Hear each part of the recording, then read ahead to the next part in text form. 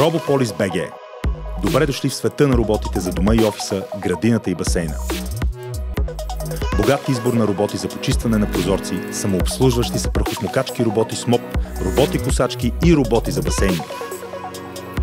Всички модели са налични. Робополис БГ. Доверете се на опита.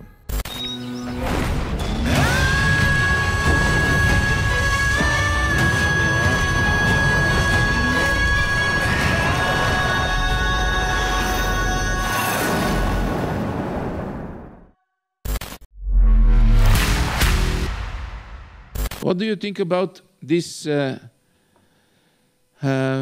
I don't know how to say, rearm Europe and about peace through strength? What is this European stupidity or serious? This is a serious stupidity, because this rhetoric is very old. This is rhetoric from the previous century. The Cold War rhetoric doesn't work in 21st post-Cold War century. So these leaders, which are now leading the European Union into a disaster or into a catastrophe, because the clash between NATO or the European countries and Russia, in case of usage of unconventional weapon, or in case of usage of other armies, like from the Far East, will be catastrophic for Europe. It might be also catastrophic for Russia, but it will be very catastrophic for Europe, because Europe has much more to lose than the Far Eastern countries, because China is not bordering with Europe, but China can send tens of thousands of its troops to European continent. So it's very, very serious, major problem for European society, that their leaders actually now calling for rearmament of Europe. We also hear something that we did not hear, and we hoped we won't. We will never hear this from the German state, which is now calling to reform the German military. We already heard this twice in our history. Now we see that the history repeats itself. Germans are now calling to reform and to rearm itself, but the question is, with what human capital is Germany planning to rearm? Because they have more than 6 million Muslims and refugees inside Germany. They have major internal security problems with terrorism. They have major problem with the far right, and they are trying, on the background of these challenges, they are calling for rearming Germany. For what? For the third war with Russians? I think they are leading the European Union to a catastrophe. The only solution for European Union is to change these old-time Cold War leaders and to bring new leaders with much more fresher views on the modern geopolitics. And to be honest with you, the right parties which are coming slowly but gradually coming to power, which the old school leaders call them the far right or the neo-Nazis or the nationalists, actually these are the new leaders who know much better what is good for Europe in these current conditions. And this is why these old school Cold War leaders are calling them and try to discredit them, because they know that eventually they will replace these old leaders with new leaders, which actually calling to negotiations with Russia. This is an internal crisis inside European Union. And they say these new parties are far right. Okay. Are you afraid, Hebrew? Are you afraid from these parties? Like a Jew, I am not afraid, because all of these parties, all of these leaders, including Le Pen, including in Spain, including in Italy, including in Germany, in France, they are saying that they are supporting Israel and they will fight anti-Semitism once they come to power.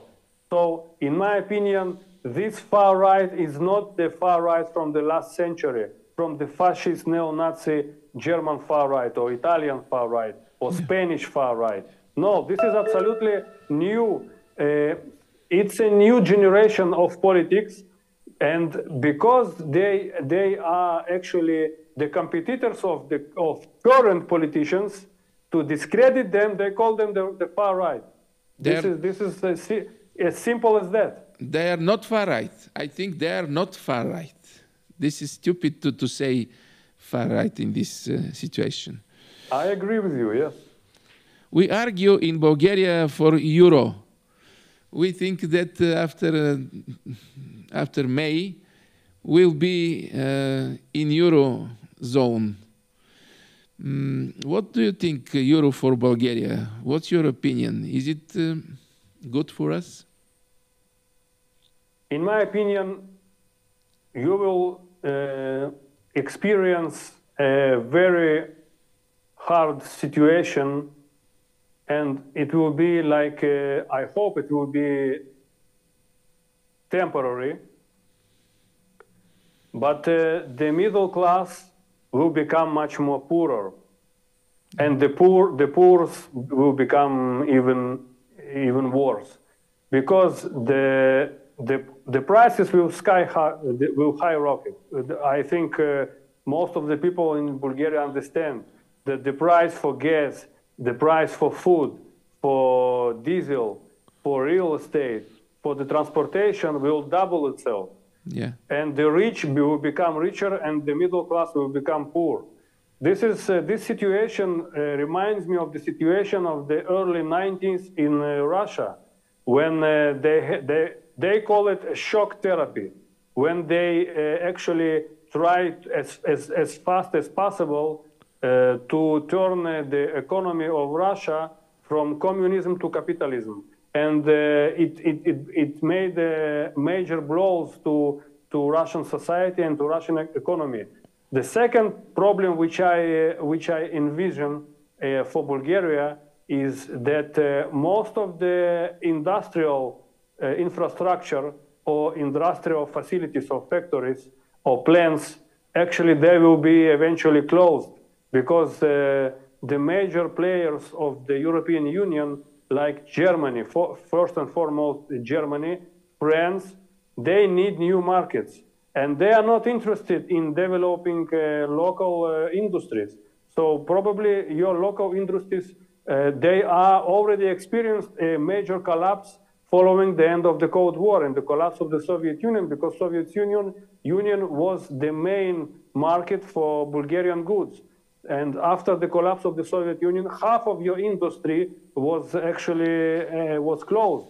Yeah. So what you have left now is the other half, and this one will be closed once you enter the European Union completely.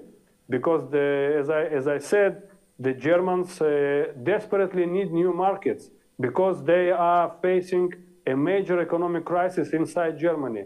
So they have to export as much as possible, and they will move all the competitors from their way. They know how to do it. So probably what you should expect is slowly but absolute collapse of your internal national industry. Mm-hmm. We see, you can see this on the street. One cheeseburger in Bulgaria now is €4. €4. This is a lot for us.